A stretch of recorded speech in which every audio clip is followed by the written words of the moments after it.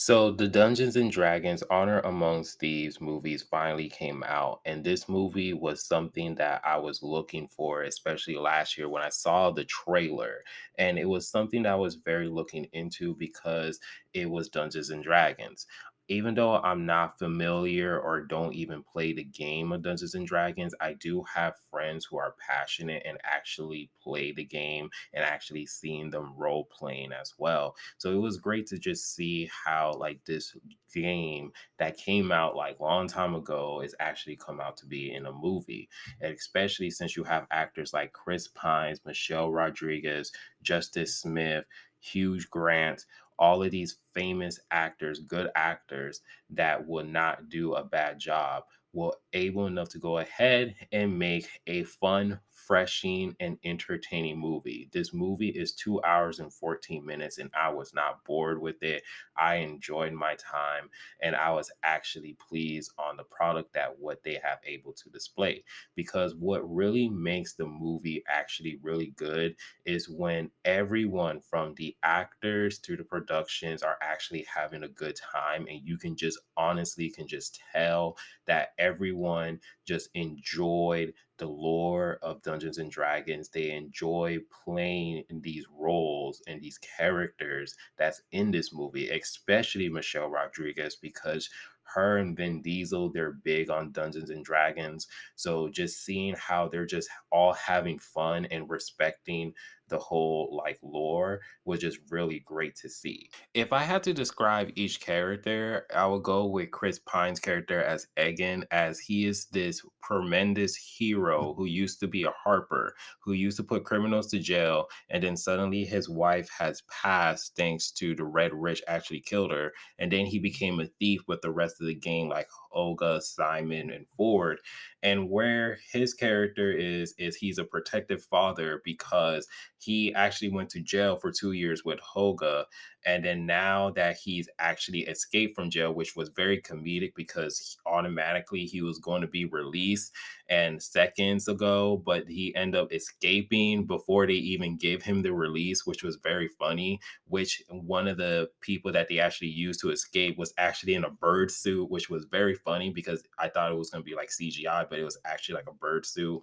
But either way, like he's there to try to go ahead and protect his daughter and explain to her, like, hey, I didn't abandon you for selfish reasons. I just like I left so I can get this tablet so I can revive your mom so you can actually meet her.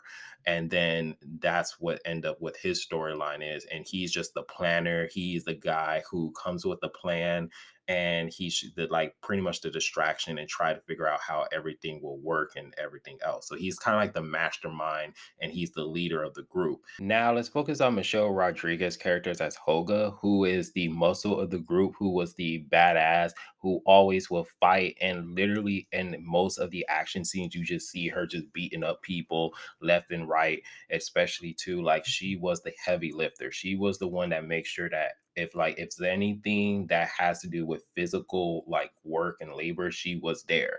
And her character was awesome because even though her character is badass, because of course it's Michelle Rodriguez, we see her in films like Resident Evil and the Fast and the Furious series, and we actually see her in the first Avatar as well.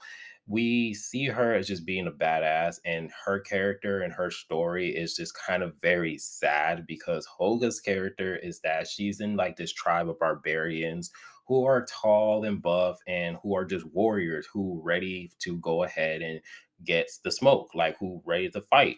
So then her character is literally is in this tribe, and then her tribe actually kicked her out because she decides to go ahead and get married to this man.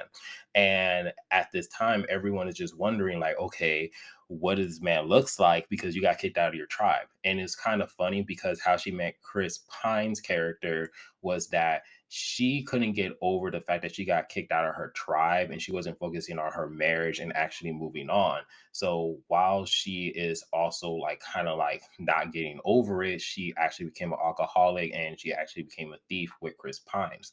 And then there she goes on ahead and actually help raise Chris Pine's daughter. So she becomes the mother figure of the daughter.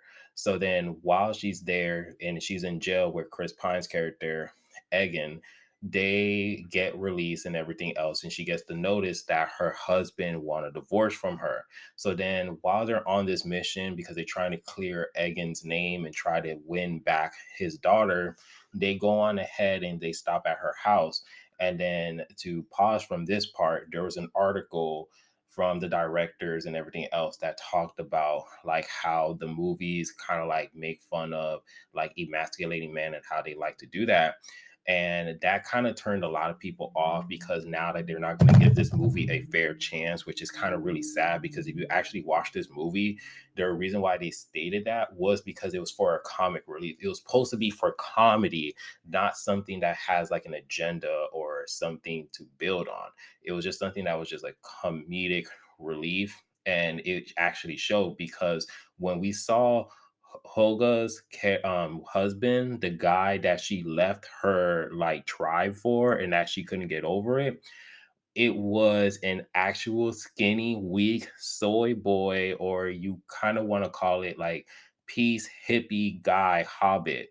And it was very, very funny because that's just what this barbarian lady actually fell in love with. And it was very, very funny. It was just like, what? And the person who played her husband, her ex husband, was Bradley Cooper. So you know this was going to be extra funny. And I literally, when we saw him, all the crowd started laughing. Like it was just 100% funny, like at this moment. So, like, I enjoyed it. And so after that, after she got her closure and everything else, she see that her husband moved on with another warrior that was just like her from her tribe. And they're just like, oh, hey, hey. And it was just kind of just calm. And then she just learns how to let go. And then later on in the movie, we see like she actually has a type, and her type is pretty much skinny hobbits, kind of like peaceful men, that where she is the dominant and the guys are very submissive, and that is okay, and that's her thing. And of course, Simon the Wizard, and honestly, his character, he was the cowardly character who doesn't have confidence in himself, whose magic was pretty lame, and who, because of the fact that he doesn't have confidence in himself. But later on in the movie, we see his growth actually change because we see him when he actually has the confidence, he's able to create powerful magics. But throughout the whole movie, he's very sarcastic and very woody. And he's the guy who's kind of just like, nah, I can't do this. Nah, nope, nope, nope, nope. And he was just very, very funny. And his character was very interesting because we could just see how the growth that he was from like not believing in himself. But then when he comes up to like the point about to die, that's when he actually pulls out like amazing magic. And he, once he realized and gained the confidence, he becomes like this powerful wizard. And we actually see him shine throughout the movie. And throughout the whole movie, all the man characters actually showed like their shine and their growth and how powerful they are, so it's not just showcasing like, the women are like dominant. It's like pretty much the man gets to show their growth as well. And honestly too, we see the Doric, her character as well, she just wants to have the kingdom fall because they're destroying her land and she can't trust humans. But now she has to trust these three humans because of the fact that they're going to help her with her cause. So, she's just there to like help them out and everything else. And especially too, since Simon and Doric, they kind of like had a history where like they kind of had like one date, but she doesn't want to acknowledge it. And she's just like, yeah, like you kind of suck because you don't have any confidence. And that was a turn off for her. And she wants her man to have like a pretty much a confident vibe. And she can also shape shift into like different beasts and animals. And she was the spy of the group because she was spying on what Ford was doing and focusing on Ford. Ford, he was the con man. He was actually part of the group with them being thieves and everything else before he double crossed them. And then now he has this kingdom and kind of like destroying certain lands. And now he becomes this douchebag. And on top of that, too, he's spreading lies to Egan's daughter, like lies about how Egan like abandoned her and that that tablet is actually for riches and everything else. And so like he is just spreading lies and everything else. And then like he was kind of like the highlight because he was the sneaky villain, the snake, the slimy villain that you just hate. And of course, Hugh Grant, he is just perfect. He is just having a ball because I did saw his last movie that he did, Operation Frontier, and he did a great job with that. But with this movie, he did a great job. He was funny, evil, and someone that you cannot trust. And he even said, "Wait, what do you suspect? I'm a con man." And that was just very hilarious. Plus, two, they should have made him be like the main villain, because the villain that like assisted with him, which was part of one of the Red Riches, her name was Safana, and like her character like is not nothing against the actor. It's just that how the movie was written, how the script was written, they didn't give her no personality. She was pretty bland. We didn't get no interactions with her, no connections or anything else. She was just very generic and very boring. And that was one of the negative part about this movie. It was just that they didn't really have like a strong main villain. They had a co-villain, which was Ford, but like they focused on that story because he was very talkative and everything else, but they didn't do much with the main villain, which was something that was very sad, because everyone else did a fantastic job with that. And now let's just focus on the other hero. His character, he was just fantastic. He was zesty, he was honorable, and he was very noble, and he kicked ass, because when he was on the scene during the action scene, he can hold things on his own, and he was helping people, guide them through where they had to go, because he was the one that, like, if you needed help and trouble and everything else, he was there.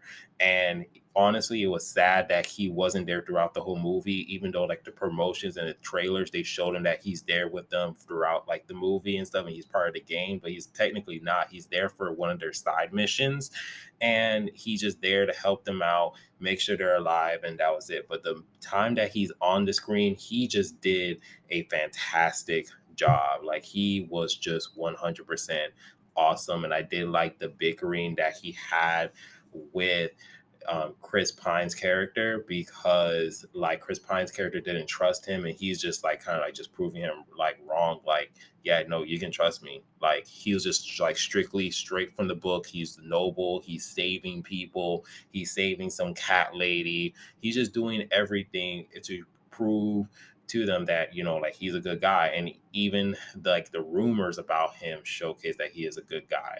But other than that, the world building on Dungeons and Dragons, they did it perfectly. I want to see more of what they're doing with the Dungeons and Dragons, because when they explored it with the 2 hours and 42 minutes, they did an excellent job. And I just want to see more. I just want to see more of like the creatures and everything else. So like it's just something like I just want to see. But hopefully, if this movie do makes its money, we're probably going to see a sequel. And if we do see a sequel, we're probably going to see his character just more time with the group, and it's going to be extra funny as well. But how the movie it ended in like just a one note. Like, so like if the movie does not make its money and everything else, and it decided not to make a sequel, the ending was perfect. There's no cliffhangers, there's no stingers, there's none of that stuff. So that's just pretty much it. And like I said, the negative about it is that the comedy, if you don't really enjoy the comedy, then you're probably going to think it's okay. And which is fine. I mean, the comedy is subjective, so like you don't know what kind of funny you will get. But I think the humor was okay. But other than that, I give this movie a solid 8 out of 10. And that's it, pretty much it. So if you guys do like the video, please give it a like, subscribe, and remember, always be decent. This is the Monotone Man, or Mr. Monotone Man, and hope you guys have a wonderful day and be safe out here. Peace.